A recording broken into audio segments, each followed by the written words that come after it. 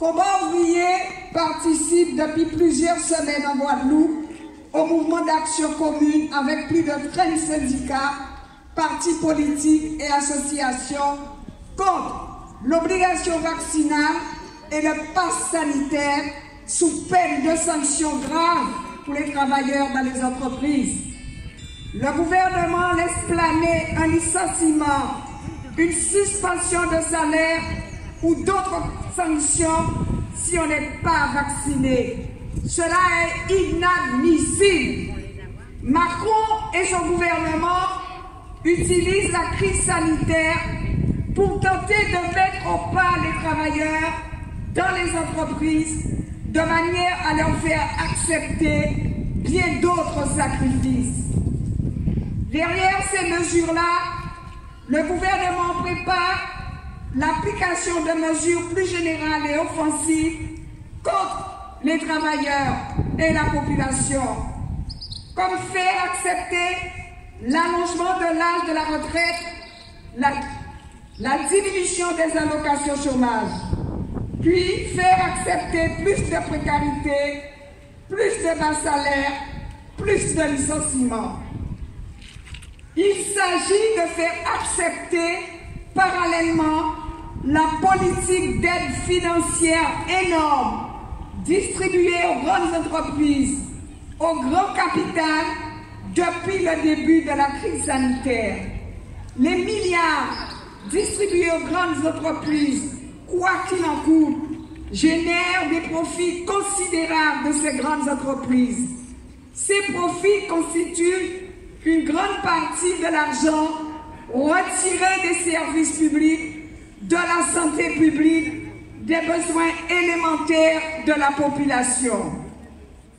Les centaines de morts du Covid de Guadeloupe sont morts par manque de prévision, d'anticipation, d'organisation, comme les camarades de la santé viennent de dire, dû à une politique criminelle d'économie réalisée par l'État français au détriment des hôpitaux, des embauches, du matériel en nombre suffisant.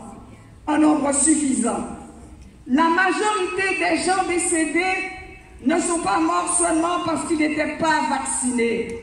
Ils sont morts aussi par manque d'oxygène, de concentrateurs, par manque de lits de réanimation, par manque de personnel qualifié.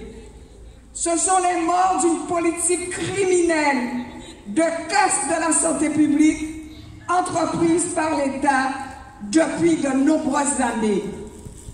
Alors, bien sûr que la vaccination protège.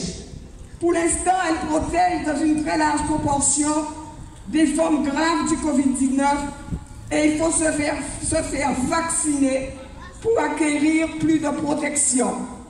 Pour combat ouvrier, depuis le début, la lutte contre l'obligation vaccinale sous peine de sanctions contre les travailleurs n'est pas une lutte contre le vaccin.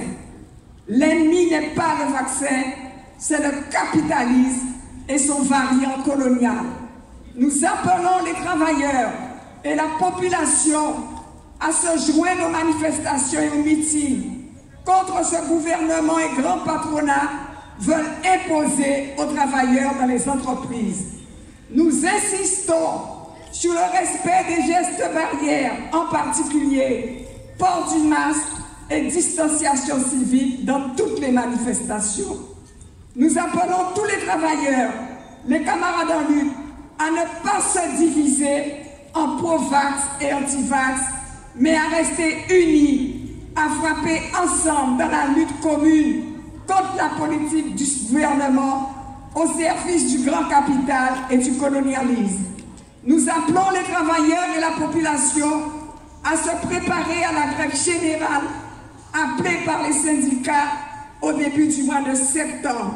Le meilleur moyen est déjà d'en discuter entre travailleurs et d'organiser des assemblées générales dans les entreprises. Alors, avant de terminer, en cas foyer, on repensait pour l'ensemble de l'outre-mer, Guyane, Polynésie, Martinique, touchés par la même catastrophe. On a pensé aussi aux 2 secrétaires de syndicats en Martinique, Patrick Doré, Emmanuel Galas, excusez-moi. Et nous avons dit que ça peut arriver nous aussi en Guadeloupe dans le milieu syndical. Il ne faut pas nous perdre ça. Nous avons fait des réunions régulièrement, ça peut arriver nous en tant que syndicat ou organisation politique de trapper le Covid. C'est pour ça qu'on a lancé un appel. Il faut nous faire extrêmement attention pour ne pas attraper le Covid. Meilleure solution pour nous, c'est de ne pas attraper le Covid. Merci.